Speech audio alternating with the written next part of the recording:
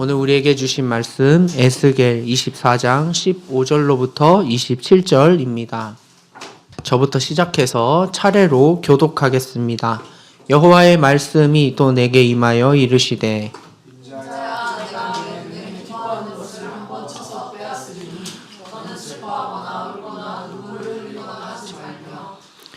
죽은 자들을 위하여 슬퍼하지 말고 조용히 탄식하며 수건으로 머리를 동이고 발에 신을 신고 입술을 가리지 말고 사람이 초상집에서 먹는 음식물을 먹지 말라 하신지라. 내가 주의 백성에게 말하였더니 저녁에 내 아내가 죽었으므로 아침에 내가 아버님 때문에. 백성이 내게 이르되 내가 행하는 이 일이 우리와 무슨 상관이 있는지 너는 우리에게 말하지 아니하겠느냐 하므로 내가 그들에게 대답하기를 여호와의 말씀이 내게 임하여 이르시되 너는 이스라엘 족속에게 이르기를 주 여호와의 말씀에 내 성소는 너희 세력의 영광이요 너희 눈의 기쁨이요 너희 마음의 아낌이 되거니와 내가 더럽힐 것이며 너희의 버려둔 자녀를 칼에 엎드러지게 할지라. 너희가 에스겔이 행한 바와 같이 행하여 입술을 가리지 아니하며 사람의 음식물을 먹지 아니하며 수건으로 머리를 동인 채 발에 신을 신은 채로 두고 슬퍼하지도 아니하며 울지도 아니하되 죄악 중에 패망하여 피차 바라보고 탄식하리라. 이같이 에스겔이 너희에게 표징이 되리니 내가 행한 대로 너희가 다 행할지라. 이 일이 이루어지면 내가 주 여호와인 줄을 너희가 알리라 하셨느니라.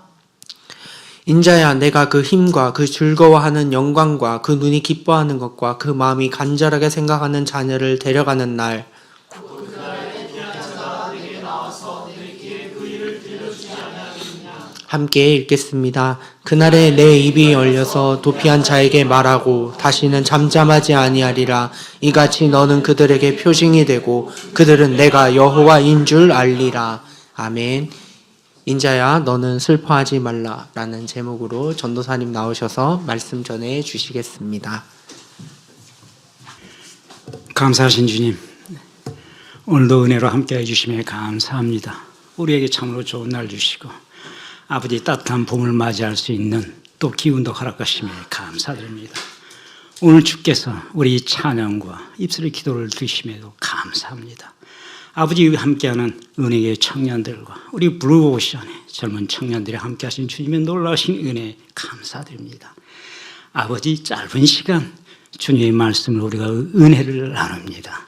주님께서 오직 함께하시고 아버지 주께 주시는 지혜와 계시형이 저와 우리 젊은 청년들에게 함께 넘치도록 하여 주시옵소서. 아버지 매일매일의 삶 가운데 또 한 주간을 살아가는 귀한 힘이 될 수 있게 하여 주시옵소서. 감사함을 예수 그리스도 이름으로 기도합나이다. 아멘. 감사합니다.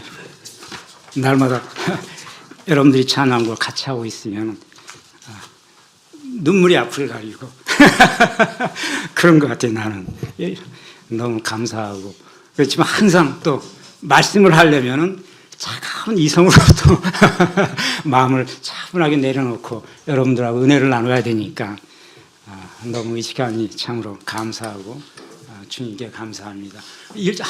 매일매일 삶 가운데 일주일의 삶 가운데 이렇게 은혜로울 수 있는 시간이 있다고 하는 것은 참으로 큰 축복이라는 느낌이 듭니다.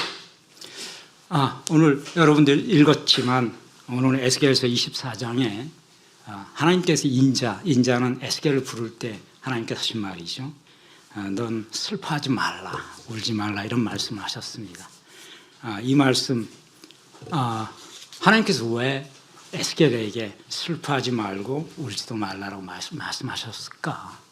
그리고 가장 슬퍼하는 일이 있었을 때 슬퍼하지도 말고 울지도 말라고 하는 말씀을 하시는 그 하나님의 마음과 하나님의 생각, 하나님 말씀의 뜻이 무엇인지를 같이 한번 생각해 보는 시간이 됐으면 좋겠습니다. 이 말씀은 에스겔이 포로로 잡혀간 지 9년째 되는 해라고 얘기를 하고 있죠. 24장 제1절에 아홉째 해 열째 달 열째 날, 그러니까 9년째 되는 해 10월 10일이 되겠죠. 그날 여호와의 말씀이 내게 임하였다라고 얘기하면서 하고 있습니다. 에스겔은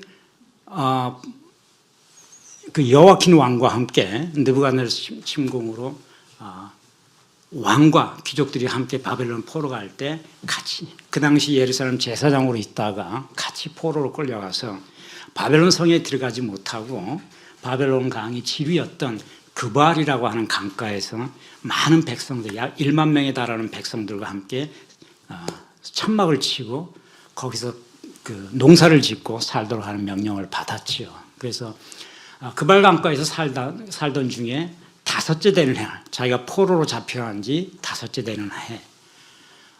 그러니까 대충 서기력으로 따져보면은 에스겔이 포로로 잡혀간 거는 여호와킹에서 시리아로 넘어가는 바로 그 해니까 BC 597년으로 역사는 기록하고 있죠.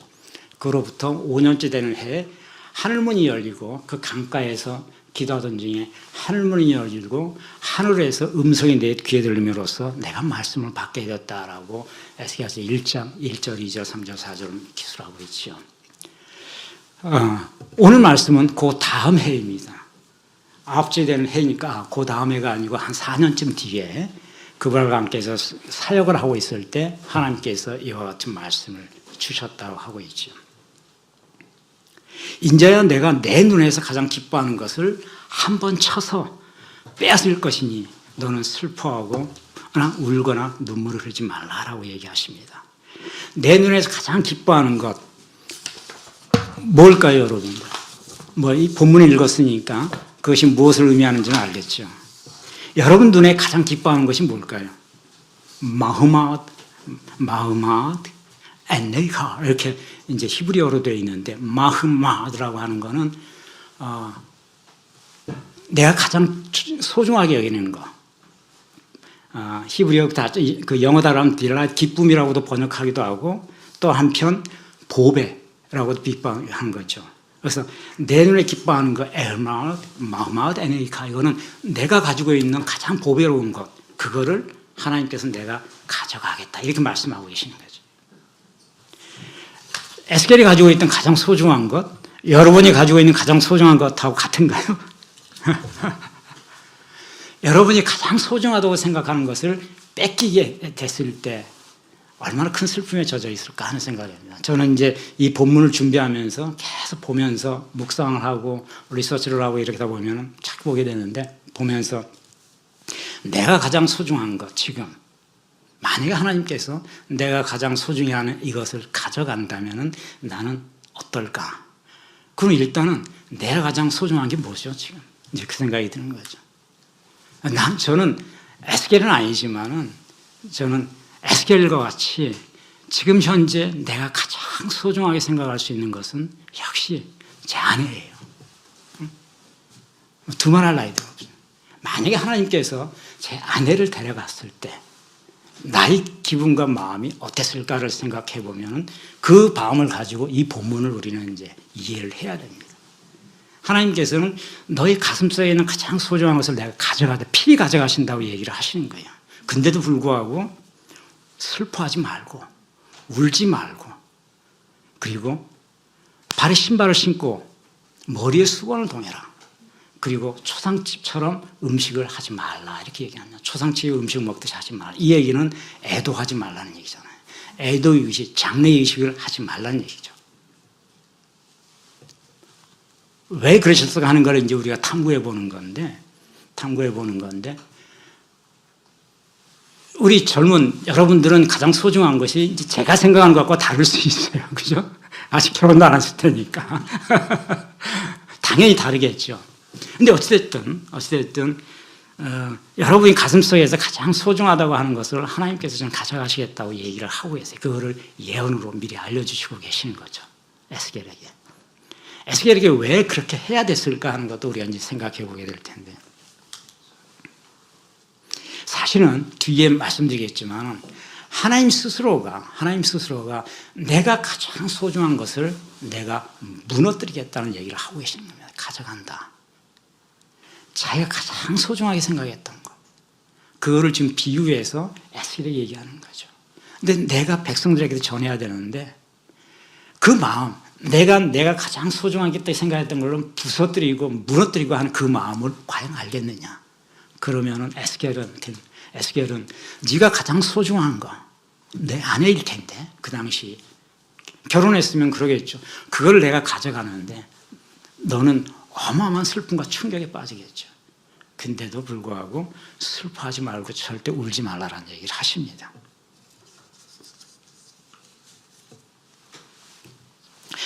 에스겔 선지자는 이것에 순종하죠.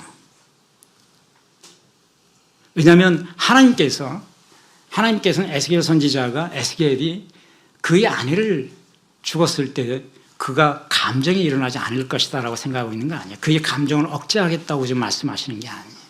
인간의 감정은 어마어마한 슬픔과 두려움과 애석한 감정이 일어날 겁니다. 근데 하나님께서 그 감정을 절대로 드러내지 말라고 하고 있어요. 표시를 하지 말라. 초상집처럼 하지 말라고 얘기하고 있잖아요.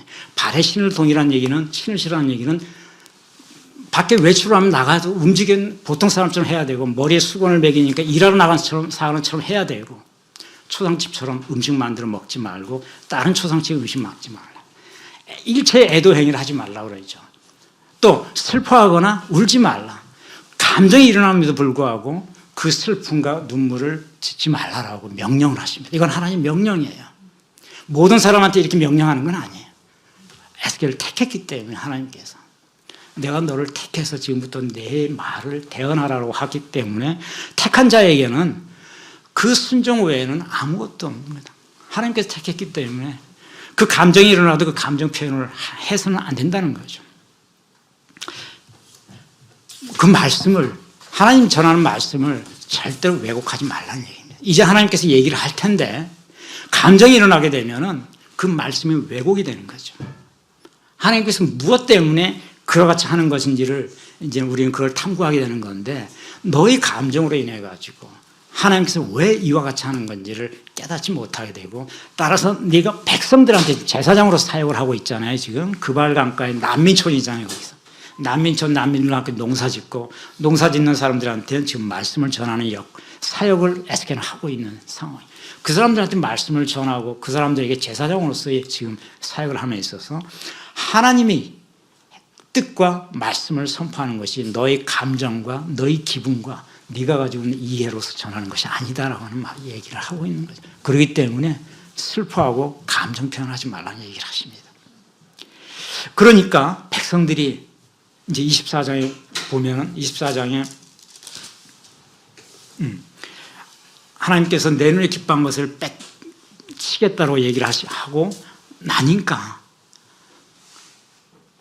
그날 아침에 백성들에게 이게 말했더니 그날 저녁에 아내가 이제 죽었죠. 그러니까 백성들이 그걸 보고 아내가 죽었는데 자기들도 제사장이잖아요. 난민촌에서 예배 드리는 것을 주관하고 있는 제사장인데 아내가 죽었는데도 아무 눈물도 흘릴 수가 없으니까 흘리지 못하고 슬픔도 가졌으니까 슬퍼하지도 못하고 여전히 발에 신을 신고 있고 여전히 머리에 수건을 동이며 나가야 되고 여전히 아무런 초상집과 같은 애도와 장례식을 안 하고 있단 말이에요. 이 사람들이 에스겔에게 묻잖아요. 19절. 도대체 네가 말하는 네가 행하는 이 일이 우리와 무슨 상관이 있는지 우리에게 말하지 않겠느냐 이렇게 이제 묻죠. 근데 이 말은 우리말 뉘앙스를 여러분이 오해하시면 안 돼요. 이거 정말로 이 부분은 뉘앙스가 잘못 번역이 돼 있어요. 이렇게 말하니까 백성들이 내가 행하는 이 일이 우리와 무슨 상관이 있느냐 이렇게 얘기하면 어떤 뜻으로 질문한 것 같아요. 나는 이것과 관계가 없어. 이런 뜻이잖아요. 그죠? 네가 지금 무슨 일을 하고 있는데 나는 거기에 책임이 없어. 왜 나하고 관계가 있다고 하느냐. 이런 느낌으로 좀 받아들일 수가 있거든요. 근데 질문을 그렇게 한 게 아니에요. 이거는. 그러니까 이거는 초기 번역을 할 때 그 당시에 초기 번역하시던 분들이 사회적 감정인지 잘 모르겠어요. 이 같은 표현을 동원하는 것이 무슨 상관이 있느냐는 건 오늘날로 보면은 나는 그 일에 아무런 책임이 없어 이런 뜻으로 지금 하고 있는 말인데 이 말은 그냥 질문하고 있는 거예요. 에스겔 선지자 도대체 이것이 무슨 뜻이냐?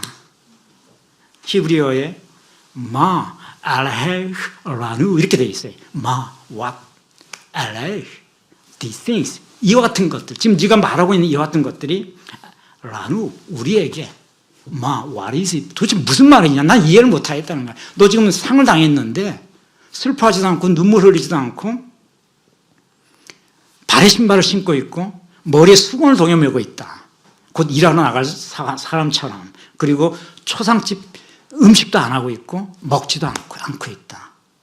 이와 같은 일들이 도대체 이게 무슨 말이요?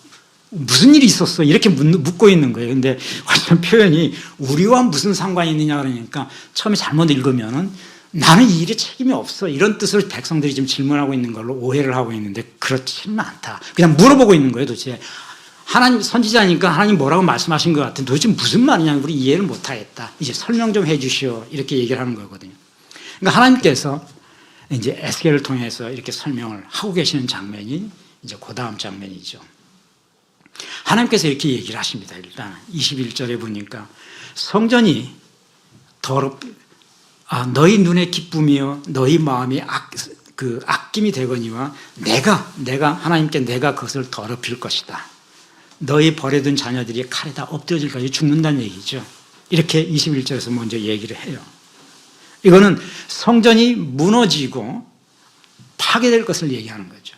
너희 눈의 기쁨, 너희 마음의 아낌, 이것은 에스겔에게 하나님께서 너희 기뻐하는 것을 내가 가져가겠다고 했던 같은 표현이거든요. 하나님께서는 곧 내가 가장 기뻐했던 거, 내가 가장 아꼈던 거, 이것이 이제 버려지고 이것이 무너질 것이다라고 얘기하는 거예요. 그거를 에스겔에게 똑같은 감정이입을 시켜가지고 내 가슴에 가장 소중한 것을 내가 가져갈 텐데 울지 말아라, 슬퍼하지 말아라, 이렇게 얘기를 하고 있습니다.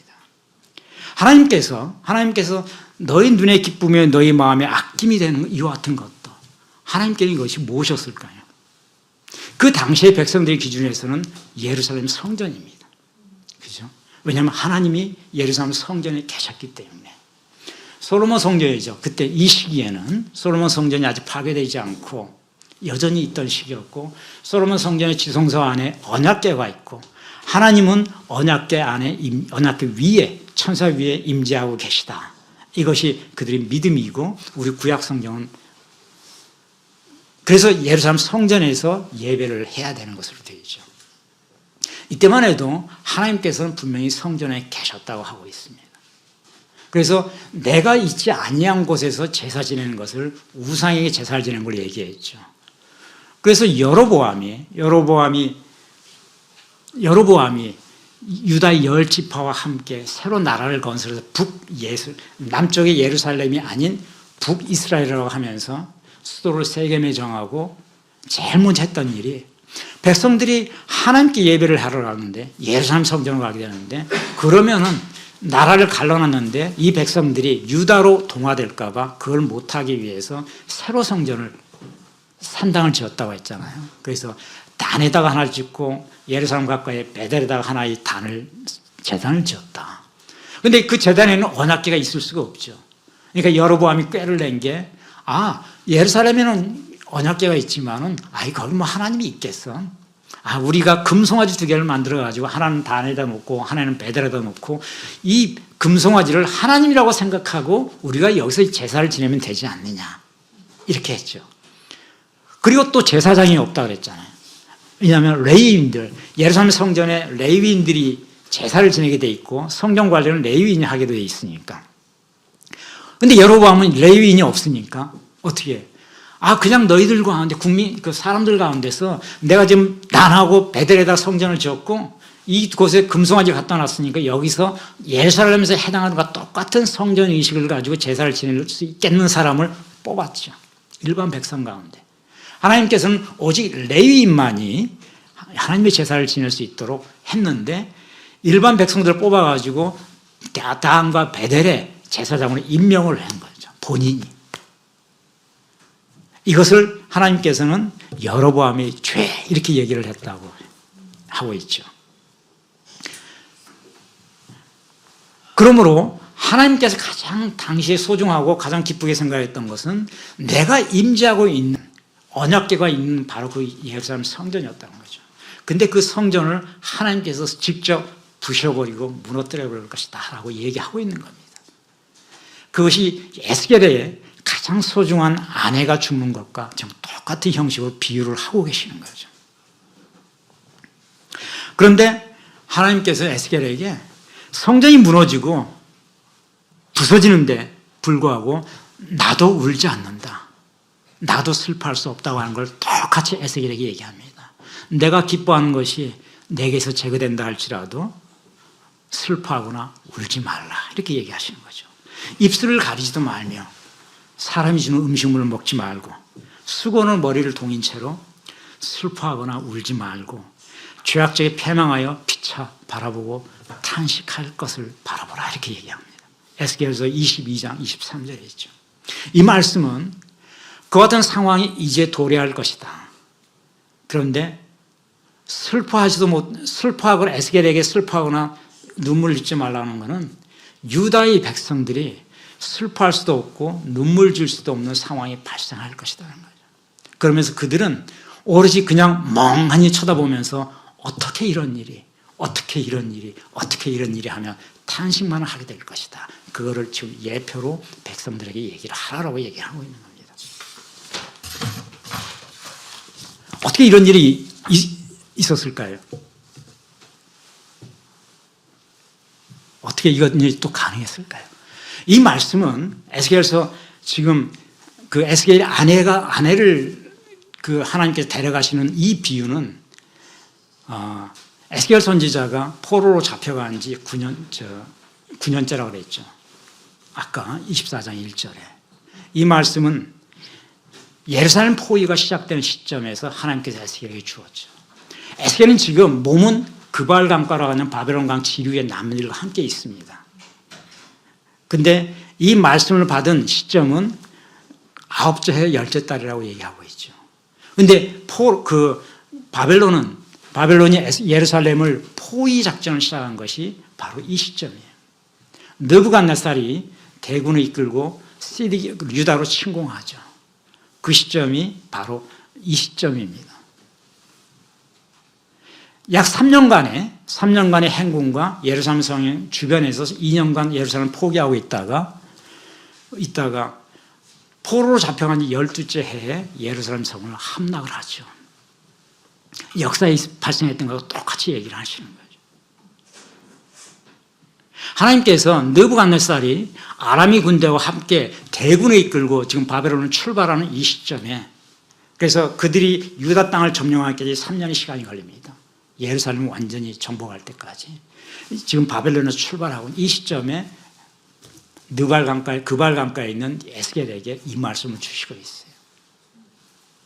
하나님께서는 왜 이 말씀을 그 시점에 주셔서 아무도 모르고 있는 거죠. 유다에서도 예루살렘에서도 지금 느부갓네살에서 출발했는지 알 수가 없는 거죠. 요즘처럼 통신이 있는 시절이 아니기 때문에 그들이 대군을 몰고 눈앞에 와야 저들이 언제 어마어마한 대군을 몰고 왔지 할 수밖에 없는 상황인데, 이미 바벨론에서 느부갓네살은 이 시점에서 바벨론을 출발하고 있었다는 겁니다.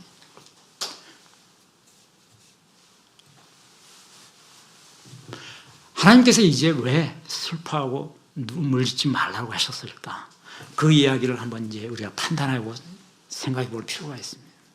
첫 번째는 이 상황이 유다의 심판, 하나님께서는 느부갓네살을 심판의 도구로 삼았다 그랬어요. 그래서 바벨론 통해서 유다의 패역함을 심판하시겠다고 하나님께서 분명히 선언했죠. 이 심판 행위는 돌이켜지지 않는다고 하는 걸 의미하는 거죠.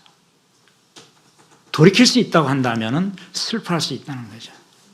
여러분, 어떤 일이 있었을 때 내가 굉장히 슬퍼하는 감정이 생기고 애도하는 감정이 생긴다. 이거는 마음의 여유가 있을 때는 가능해요. 감정이라고 하는 것은 내가 다른 감정을 취할 수 있는 여유가 있을 때 그 같은 감정도 생각하는 거죠. 내가 슬퍼할 수 있다는 것은 내게 지금 다른 좋은 일도 있고 슬퍼하지 않은 다른 상황이 있는 가운데 이 상황에 슬퍼할 수밖에 없는 이 상황이 있었을 때 비로소 그와 같은 감정이 발생하죠. 그런데 만약 그것이 내가 감정조차도 느낄 수 없는, 아무것도 판단할 수 없는 그저 공허함밖에 느끼지 않는 상황이라면 내 안에서 슬퍼할 수 있는 감정은 일어나지 않는다는 겁니다. 슬퍼하지 말라. 에스겔은 아내가 죽었기 때문에 슬퍼하죠. 왜냐하면 불시에 하나님 말씀이 있은 바로 그 다음날 저녁에 불시에 아내가 하나님 데려갔기 때문에 어마어마한 슬픔이 감정이 일어날 겁니다. 근데 꼭 참아라고 얘기를 하시는 거죠. 왜? 무엇을 위해서? 그 상황을 알려줘야 되기 때문에. 이제 예루살렘이 무너지는데 어떻게 무너지는지 이 백성들은 모르는 거죠.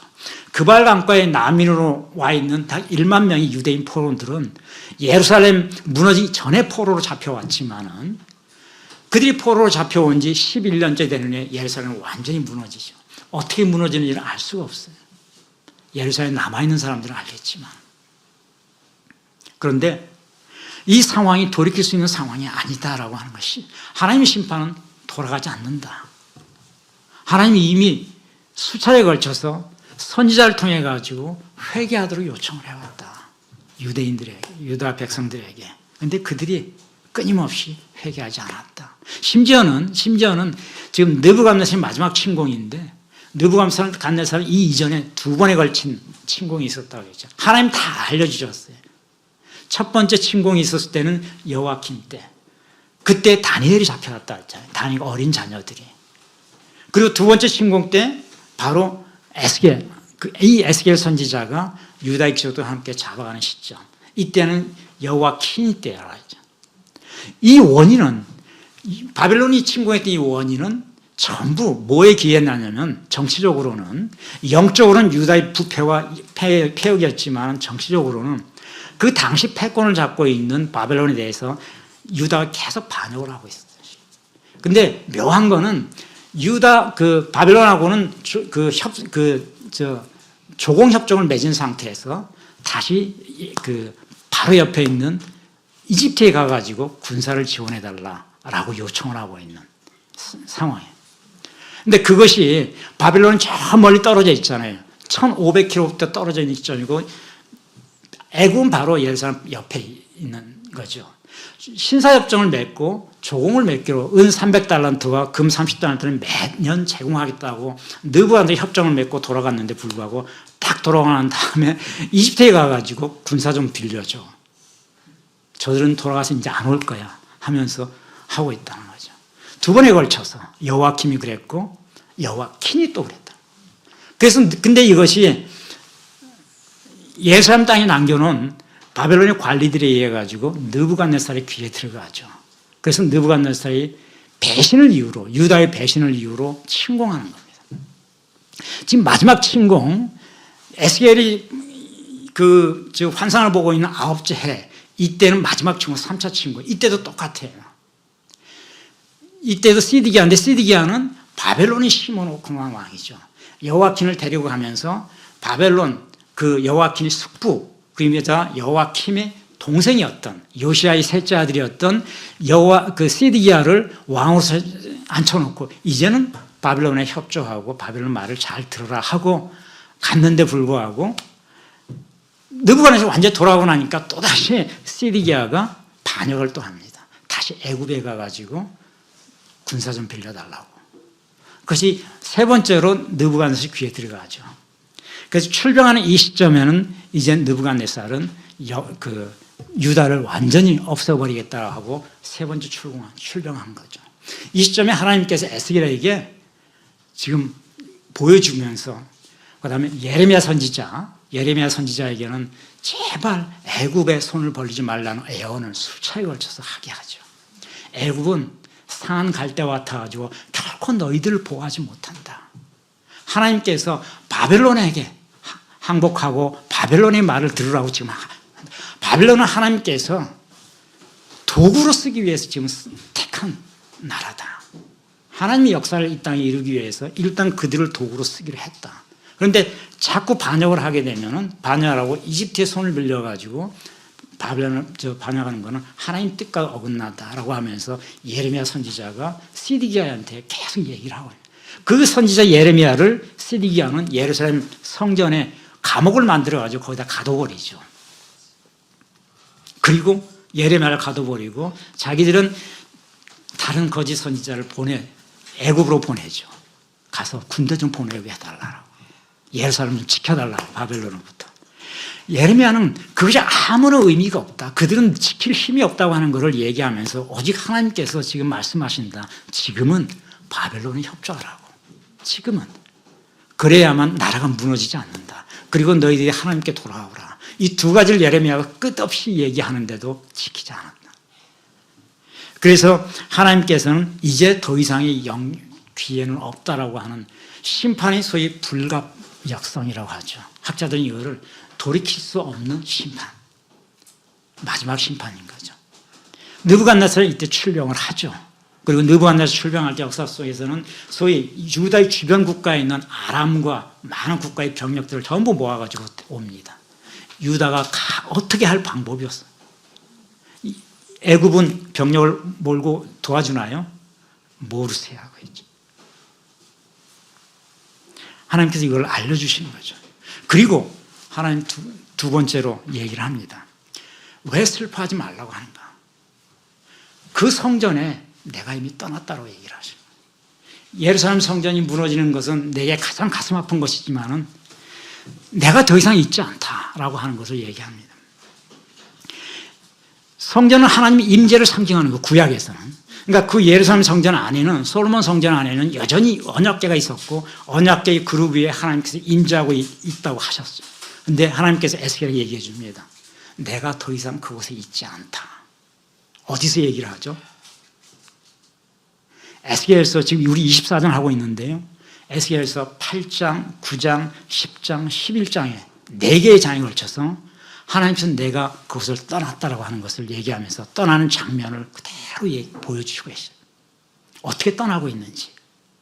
내가 이 폐역하고 예루살렘 성이 온통 피로 물들어 있고 너희의 영적 부패와 그다음에 폭정으로 인해 가지고 너무나 많은 피가 이 도성에서 벌어졌다. 내가 이 가증한 것을 보고 돌이키기를 원했지만 더 이상 돌이키지 않아서 내가 떠날 수밖에 없다는 장면이 말씀을 에스겔서 8장, 9장, 10장, 11장 4개의 장에 걸쳐서 그 말씀을 하고 계시죠. 간단하게 한번 우리가 살펴봅시다. 에스겔서 8장에 8장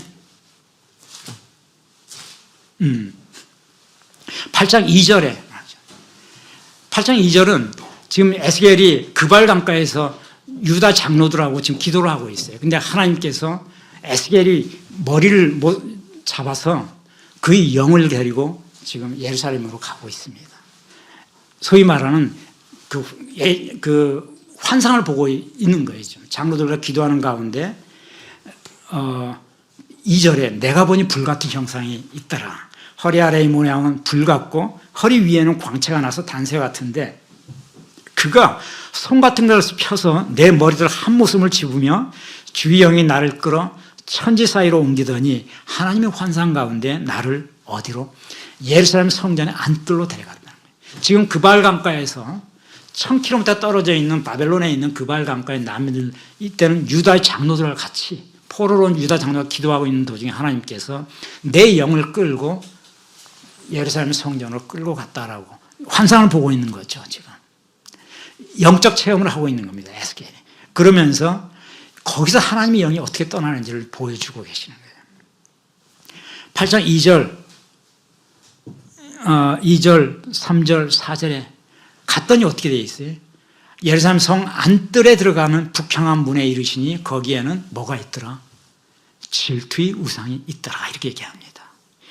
질투의 우상, 히브리어로 하키나, 세멜 이렇게 얘기하는데 키나흐라로 한 말은 우상인데 하나님께서는 이건 무슨 뜻을 하신 말이냐면 질투의 우상이 있더라는 이 말씀은 하나님이 구약에선 나는 질투하는 하나님이라고 얘기하고 있잖아요. 누구를 질투한다는 게 나 위에 다른 신이 없다고 하는 걸 너희들이 알아라고 얘기를 하고 너희들이 분양하는 많은 이방인들 분양하는 그 분양 이방신들 그 이방신들을 절대 드리지 말라고 말씀하시면서 그걸 비유하실 때 나는 기나 질투하는 하나님이라고 얘기를 하고 있습니다. 지금 여기에 그 표현이 그대로 등장하고 있는 거죠.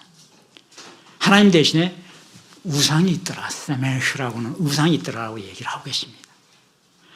그런데 6절에 가보니까 그가 하나님께서 내게 이르시되 인자야 이스라엘 족속이 행하는 일을 네가 좀 보라. 영으로 보라는 거예요. 지금 영적 체험을 하고 있는 거죠.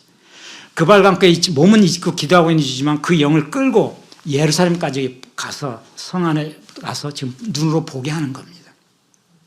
여기서 일어나고 있는 크고 가증한 일을 행해서 내가 이 성소를 어떻게 떠나는지 보라 이렇게 얘기하고 계시죠. 그러면서 너는 다시 다른 큰 가증한 일을 여기서 보게 되리라 이렇게 얘기하십니다.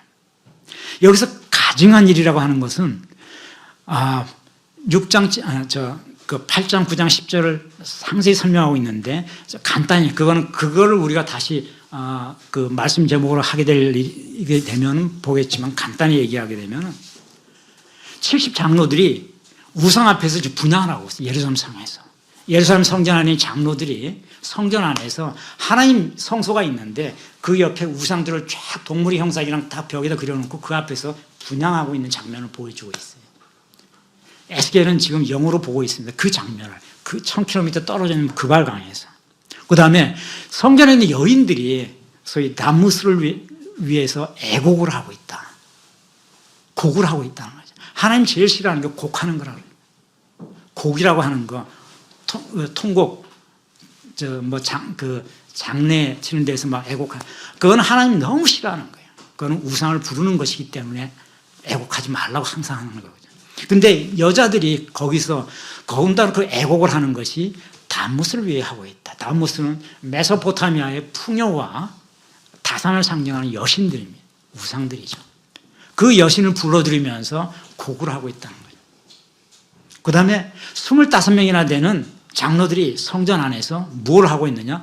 동쪽에 떠오르는 태양을 보면서 예배를 드리고 있더라는 거예요. 이게 전부 메소포타미아 지방에 있는 태양신 숭배 우상의 모습이잖아요. 이걸 하나님께서 조목조목 보여주고 계십니다. 지금 이게 너는 지금 여기에 있지만 이게 지금 예루살렘 성전 안에서 행해지고 있는 가증한 일이다.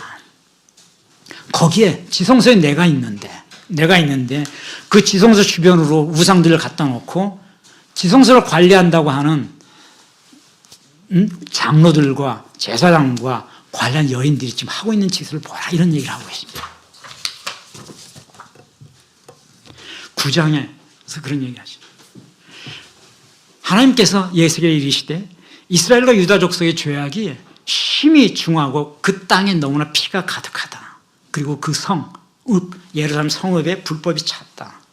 그래서 내가 이 땅을 버릴 수밖에 없고 다시는 이 땅을 보지 않으리라 이렇게 말씀하시죠. 에스겔 9장 9절이 그 말씀입니다. 그러면서 10장으로 제가 하나님 영이 떠나는 장면만 지금 보여주는 겁니다. 10장 4절에 가면 여호와의 영광이 그룹에서 올라, 그룹은 천사들이죠. 언약궤에 있는 이게 천사 그룹이 하나님을 모시고 있는 거잖아요. 언약궤가 그렇죠. 그 그룹 천사에서 올라와서 성전 문지방에 이르렀다. 그 성전 문지방에 하나님 움직이시니까 구름이 성전에 가득하고 여호와의 영화로운 광채가 뜰에 가득했다라고 표현하고 있습니다. 하나님께서 이제 언약궤에서 나와가지고 나가실 준비를 하고 계시는 거죠. 성전의 그 문지방에 이르는 장면을 지금 보고 에스겔이 보여주고 있는 겁니다. 에스겔 10장의 18절 19절에는 그 여호와의 영광이 성전 문지방을 떠났다라고 하고 있어요. 성전 이 문지방을 떠나가지고 그룹들 위해 천사들 위에 머무르더니 그룹들이 내 날개를 들고 내 눈앞에 땅으로 올라가서 여호와의 전으로 들어가는 동문에 머물고 그 동문에 이스라엘 하나님의 영광이 동문 위에 덮였더라. 하나님께서 지성소에서 나와서 성전 문지방을 거쳐서 이제 성막, 성전의 동문에 걸쳐 있는 장면이에요. 하나님께서는 이 말 때문에 유대인들은 하나님은 지성소에 항상 동문으로 들어왔다 나가신다 이런 말을 하고 있는 건데 지금 에스겔서도 하나님이 나가시는 장면이 동문을 통해 나가고 있다라고 얘기하고 있는 거죠. 지금 현재 동문에 있는 모습입니다. 그리고 22절에 가보니까 동문을 떠났어요. 이제 하나님께서. 그때 그룹들이 날개를 트는데 여호와의 영광이 성읍은 예루살렘 성읍을 얘기하는 거예요. 성읍 가운데에서부터 올라가 성읍의 동쪽 산에 머무르고 계시다. 드디어 솔로몬 성전에 언약궤 안에 지성소에 하나님이 항상 임재하고 계시는데 임재하시는 하나님께서 성전 문지방을 거쳐서 성전의 동문을 거쳐서 성전을 나가서 이제 어디에? 동쪽 산으로 가셨다라고. 이 동쪽 산이 어디인가요?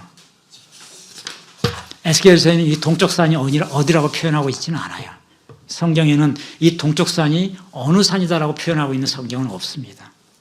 그런데 예수님께서 이 말씀을 하십니다. 퀴즈, 여러분, 어느 산이죠? 예루살렘에 시온산이라는 산은 없어요. 그거는 이제 우리 상징적으로 시온이 상징해서 하는 말이고 실제 산이 있어요. 올리브산이에요. 감람산.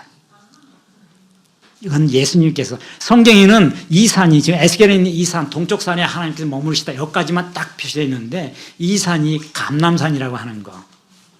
감람산을 예수님께서 기도하셨잖아요. 그거는 예수님 때 확인되죠. 볼게요. 하나님께서 에스겔에게 성전은 당시만 해도 하나님 임재의 상징이었죠. 그죠? 근데 하나님이 이제 이 성전을 내가 떠났다고 하는 것을 에스겔 선지자가 그대로 보여주고 있고 선지자는 그걸 그대로 기록하고 있습니다. 이때는 아직 유다가 멸망하기 전이죠. 3년 전의 이 모습이에요. 이로부터 3년 뒤에 느부갓네살이 군대를 이끌고 도착해서 예루살렘을 2년 동안 포위하고 있으면서 예루살렘을 고사시켜버리죠. 그래서 시드기야는 2년을 버티다가 예루살렘 성의 동문으로 빠져나갑니다. 빠져나간 것을 알고 느부갓네살이 군대를 시켜 쫓아가게 하죠. 시드기야가 여리고 평화 도망가다가 거기서 백성들에게 딱 붙잡히죠. 그래서 왕이 도망갔다는 걸 알고 그 왕을 데리고 예루살렘 북쪽에 있는 리블라라고 하는 곳에 거기에 지금 느부갓네살의 캠프가 쳐져 있어요. 그 캠프로 왕과 가족을 데리고 가죠. 그죠? 이거는 열왕기 24 마지막 장, 유다의 멸망에 관한 마지막 장을 보면 그 백성들이 직접 잡아가지고 시드기야를 잡아가지고 하면서 그 느부갓네살이 시드기야에게 이 땅에 마지막으로 너에게 보여줄 것이 있다라고 해요. 내가 눈을 뜨고 마지막으로 봐야 할 것이 있다. 그러면서 그 시드기야의 자식들을 그 눈앞에서 죽입니다. 그걸 네가 보고 이제 눈을 빼버리죠. 그리고 눈을 뺀 시드기야를 끌고 바벨론으로 끌고 가죠. 거기서 죽이죠. 네가 3번에 걸쳐서 반역했다는 거예요. 물론 시드기야가 반역한 건 한 번이죠. 그 앞에 조상 여호와킴 느부갓네살이 유다를 침공한 건 3번째였어요. 더 이상은 이 나라를 둘 수 없다. 라고 네가 봐야 될 것은 너희 자식이 죽음을 마지막으로 보고 그리고 자식이 죽은 다음에 눈을 빼서 끌고 가는 장면이 유다의 역사 속의 마지막 장면이죠. 하나님은 그 전에 그 심판은 이건 하나님의 심판이라고 여러 차례에 걸쳐서 예레미야를 통해서 얘기하고 계시죠. 이거는 내가 계획하고 너희들 심판하는 그리고 느부갓네살을 내가 기름 부어 그렇게 하도록 했다라고 얘기하고 있습니다. 하나님이 3년 전에 에스겔에게 내가 예루살렘 성전을 떠나는 모습을 그대로 환상을 통해서 보여주는 것이 에스겔서 9장, 8장, 9장, 10장, 12절의 내용입니다.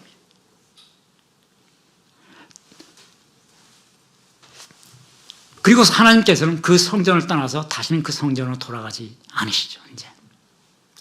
자, 예수님께서 이로부터 600년이 지난 시점에 예수님께서 오시죠. 오셔가지고 사마리아 성에서 사마리아 여인하고 대화하는 장면이 있어요. 사마리아 여인에게 이런 말씀을 하시잖아요. 우리가 어디에서 예배를 해야 되느냐라고 사마리아 여인이 물으니까 여자여 내 말을 믿으라 하시면서 지금 이 상은 사마리아 그 우물 먹던 그 산이 이 산에서 너희들이 예배할 수 있는 것도 아니고 그리고 저 예루살렘에 가서 예배하지 않을 필요가 없다. 하나님 거기 안 계신다고 예수님 말씀하시는 거예요. 이제는 하나님께 참되게 예배하는 자들은 영과 진리로 예배할 때가 되었다. 바로 지금이 그때다 이런 말씀을 하시죠. 하나님은 이제 그 성전에 안 계신다는 거예요. 그때 떠났다는 것을 예수님께서 확인해 주는 장. 에스겔은 환상을 보고 기록에 남겼지만은 그 예루살렘 성전에 하나님이 안 계신다고 하는 것을 확인해 준 분은 예수님이죠. 600년 뒤에 오셔가지고 사마리아 여인들이 우리는 예루살렘 가서 예배를 할 수가 없습니다라고 하니까 이제는 예루살렘에 가서 그 성전에서 예배하지 않는다. 그리고 이 산에서 할 필요도 없다. 너희가 영과 진리로 예배한다면은 어디서든지 그 영과 진리로 예배하니 바로 지금 이때부터다라고 예수님께서 얘기하죠.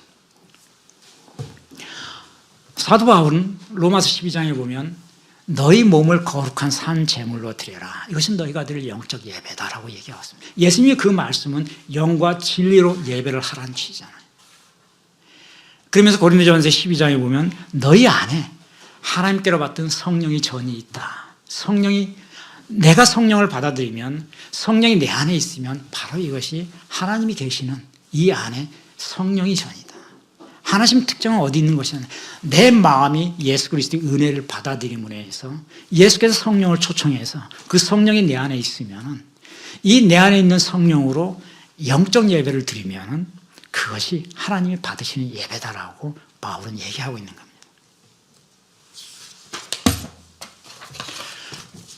그러므로 이제 하나님께서 왜 그 성전이 무너지는 자기가 가장 아꼈던 자식과 같은 예루살렘 성전이 무너지는데 불구하고 탄식하지 말고 슬퍼하지 말라고 하셨는가.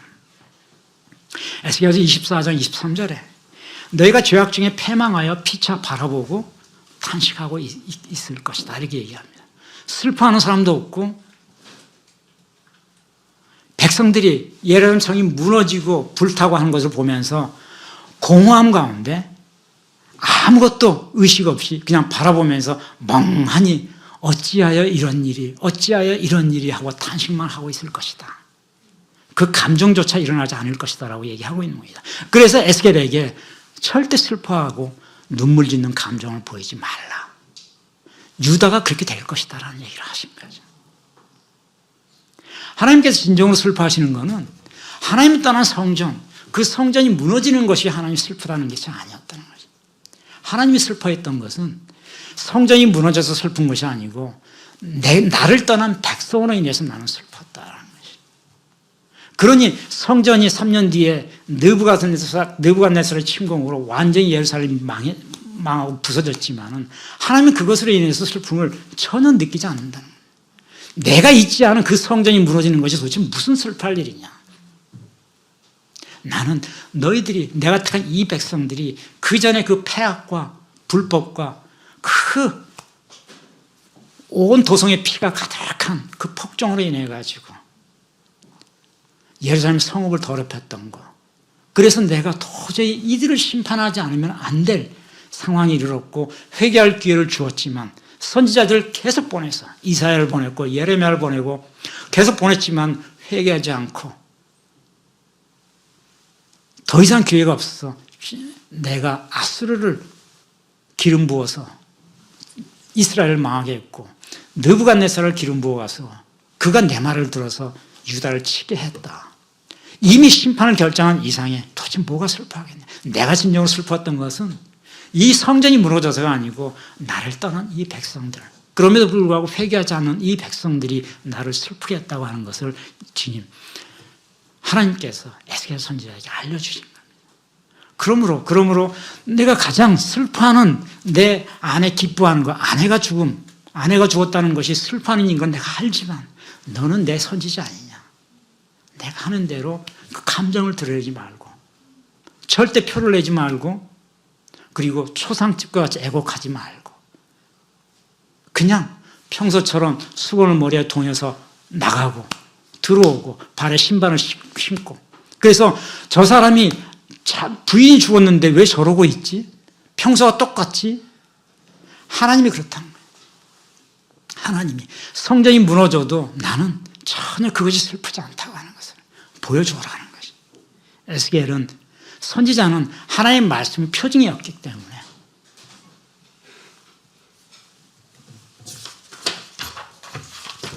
이와 같은 에스겔서에 있는 이 아내가 슬퍼서 아내를 잃어버린 에스겔이 이와 같은 그것을 학자들 초대교회 교부들은 어떻게 평가를 했을까? 몇 사람은 오리겐이라고 하는 사람이 있죠. 초대교회 오리겐과 아우스티누스. 오리겐은 에스겔 강의 설교를 할 때 예루살렘 성전 파괴를 상징하는 이 장면을 가리켜서 우리가 이것을 어떻게 받아들일 것이냐. 육적인 예루살렘이 종말이지 영적인 성전교회의 시작이다. 예루살렘 성전이 파괴되는 것은 눈에 보이는 현실 세계에 있어서 육적으로 존재하는 성전이 파괴됐지만 이건 하나님께서 이제 영적인 예배를 준비하는 새로운 시작을 의미한다. 이렇게 오리겐이 강의를 했죠. 아우구스티누스는 유명한 하나님의 도성이라는 책을 쓴 사람이죠.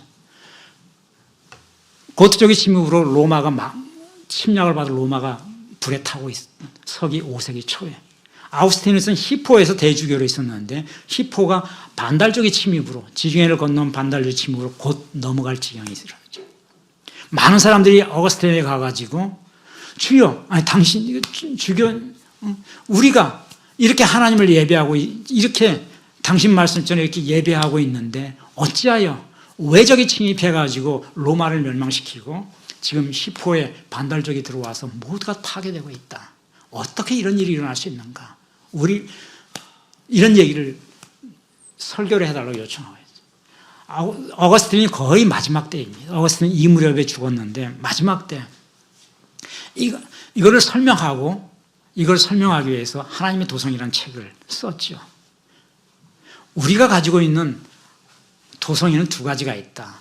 우리가 살아서 여러분이 세상의 도성이 있고 우리 마음의 도성은 하나님의 도성은 따로 있다는 식으로 얘기를 했습니다. 비록 반달족에 의해서 히포가 무너지고 고트족에 의해 가지고 로마가 불타고 있지만 우리가 불타고 있는 것을 보는 것은 육적 세계가 불타고 있는 것이지 하나님의 도성이 불타고 있는 것이 아니다. 성전이 파괴되고 도성이 파괴되고 있는 것의 슬픔은 많은 사람이 물론 죽었죠. 역사 속에서 고트족의 침입으로 로마 인구의 3분의 1이 죽었다고 하고 있잖아요. 그죠? 5세기 초에. 많은 사람이 죽은 것은 영원하지 않은 것이 붕괴된 것에 불과하다. 우리는 영원한 하나님의 도성을 바라보자. 이래서 그 책의 제목이 하나님의 도성이죠. 이 책을 마지막으로 남기고 어거스틴은 죽었죠. 초대교 여부들이 에스겔 이 장면, 예루살렘 성전이 불타고 사라지고 에스겔은 자신의 아내가 죽는 것을 상징적으로 비교하면서 이 장면을 가리켜서 이렇게 얘기를 하는 겁니다. 이제 영적 세계가, 영적 예배가 시작된 시점이고 이제 우리 눈앞에 보고 있던 수없이 많은 교회와 성당과 성전들은 하나님 거기서 예배하지 않는다. 이제 그런 시대가 왔음을 선포하는 것이다. 이렇게 얘기를 하고 있습니다. 물론 교부들은 다 예수님 이후에 활동했던 사람들이죠. 이미 예수께서 선포를 하신 거예요. 그걸 이론적으로 체계화해서 초대교회 교부들이 또 그렇게 설명을 하는 거죠. 마틴 루터는 이 장면을 가리켜서 하나님이 숨으셨다 이렇게 표현하고 있습니다. 저는 이 말 처음에는 마틴 루터 책을 봤을 때 하나님이 숨으셨다라는 말이 도대체 이해가 안 됐어요. 하나님이 숨었다는 것이 루터는 어떤 뜻으로 이 말을 한 것일까? 루터는 비유해서 하는 말이지 이 말은. 하나님께서 사람이 믿는 것을 부셔버리셨다 이렇게 루터는 얘기합니다. God destroys what man trusts in. 인간이 trust in, 믿는 것을 하나님께서 destroy, 부셔버리셨다. 예루살렘 성전은 하나님 부셔버리셨다는 거죠. 비록 느부갓네살이 와서 했지만은 너희들이 믿음의 실체라고 봤던 예루살렘 성전, 유대인들, 너희들이 이 안에 내가 있는다 그랬지. 근데 있음에도 불구하고 너희들은 전부 우상을 갖다 놓고 거기서 제사를 지냈다. 하나님 내가 이걸 완전히 부셔버리셨다. 더 이상의 회개의 기회를 더 이상 줄 수가 없어서 다 부셔버리고 심판했다. 그리고 이 장면을 가리켜 하나님은 사라졌다. 그런 다음에 이렇게 루터는 표현한 겁니다. 그리고 예수께서 다시 오셨다 이렇게 하는 거죠. 그래서 그것을 루터식 표현으로 하나님은 자신의 성전을 부셔버리시고 숨으셨다 이렇게 표현을 하고 있습니다. 자, 마지막으로 이 에스겔서의 이 장면에 하나님께서는 부시고 파괴시키고 에스겔에게 고통스러운 주문을 했지만은 하나님께서 25장 26절 27절에 보면은 회복을 허락하시죠. 에스겔에게 드디어 내 말문이 열릴 것이다 이런 얘기를 하십니다. 25절에 보면 인자야 내가 그 눈이 기뻐하는 것 마음에 간절하게 생각하는 자녀를 데려가는 그날, 이거는 예루살렘 성이 파괴되는 날을 의미하는 거죠. 그날 도피한 자, 도망한 자는 도피한 자가 내게 와서 내 귀에 그 일을 들려주지 않겠느냐. 그날은 내 입이 열려 도피한 자에게 말하고 다시는 잠잠하지 아니하리라. 이와 같이 너는 그들에게 표징이 되리라 이렇게 말씀하시죠. 에스겔서 33장에 보면 놀라운 이 예언이 그대로 실현되죠. 3년 뒤에 33장 21절 22절을 보니까 우리가 사로잡힌 지 12째 해, 아까 이 장면이 9째 해라고 그랬잖아요. 그러니까 3년이 지난 해에 예루살렘에부터 도망 나온 사람들, 그러니까 피난 온 사람들이죠. 도망 온 자가 내게 나와 이르기를 성이 함락되었습니다. 이렇게 얘기를 했다는 거죠. 그 도망한 예루살렘이 드디어 무너진 거죠. 역사 속에 사라졌음을 피난 온 사람들이 얘기하는 거죠. 도망하여 온 자가 내게 오기 전날 여호와의 손이 내게 임하여 내 입을 여시더니 내가 다시는 잠잠하지 아니하였노라 이렇게 얘기합니다.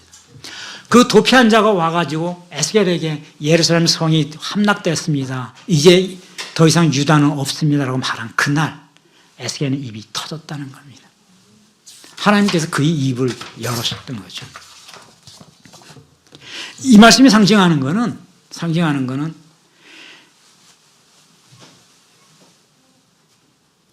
침묵.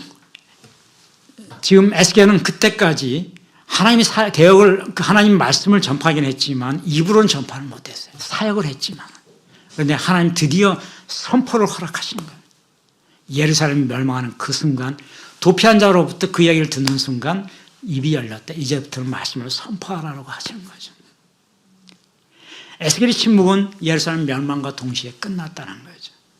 그리고 에스겔이 입이 열렸다고 하는 것은 이제 하나님께서 내가 이제 이 백성들에게 회복을 얘기하겠다 이렇게 얘기한다는 거예요. 회복. 그래서 에스겔에서 이 다음 장으로 넘어가면 회복이 등장하게 되죠. 마지막 장, 에스겔의 마지막은 새 하늘과 새 성전을 바라보는 환상을 꾸죠. 새 예루살렘 성전이 이렇게 생겼고 그 속으로 하나님의 천이 이와 같이 흐르고, 에스겔서 33장 43장은 드디어 하나님께서 새로운 예루살렘, 새로운 성전, 새 회복을 예비하는 환상을 마지막으로 주시는 장면이 에스겔서의 마지막을 장식하는 거죠. 에스겔서는 고난의 시기를 겪고 침묵의 시기를 겪은 다음에는 반드시 은혜의 시기와 회복의 시기가 있음을 얘기하는 겁니다. 십자가의 고난이 있었기에 부활의 기쁨이 있었듯이 에스겔이 슬픔, 고통, 아내가 죽었음에도 불구하고 울지도 못하고 아무것도 못했지만 하나님 그 침묵과 그것은 하나님의 마음을 대언하기 위한 하나님의 표징이었다는 거죠. 성전이 무너지고 슬픔이 너무 커서 눈물이 마를 자리에도 하나님 언약을 준비하고 있었다라고 하는 것을 얘기하는 겁니다. 하나님께서 에스겔에게 마지막으로 하신 말씀, 여러분에게 마지막으로 우리가 느껴야 될 거예요. 그날에 내 입이 열릴 것이다. 이것이 에스겔에게 마지막으로 준 말입니다. 오랜 시간의 침묵이 있지만은 이제 그 순간에 내가 너의 입을 열 것이다. 오늘 22절 이렇게 얘기하죠. 감사하신 주님, 슬픔과 눈물이 마르고 또한 침묵의 시간이 있어도 하나님께서 새 하늘, 새 말씀을 준비하시고 또 새로운 역사로 준비하심을 믿습니다. 오늘 에스겔에게 아버지 고통스러운 순간에도 침묵을 명령하시고 아무것도 할 수 없게 하셨습니다. 그렇지만 주님께서 마지막 순간에 그 입을 여시겠다고 약속하셨습니다. 아버지, 우리 젊은 청년들, 오늘 우리 불러오신 젊은 청년들, 우리 인생 가운데 아버지 어렵고 힘든 순간들이 얼마나 있을지 우리는 알 수 없습니다. 하지만 어렵고 힘든 순간이 와도, 주님 또 침묵의 순간이 와도 우리 청년들이 입을 여시고 청년들을 세우시고 청년들이 부활을 명하신 하나님의 놀라운 언약과 약속이 있음을 믿습니다. 감사하며 예수 그리스도의 이름으로 기도하옵나이다. 아멘.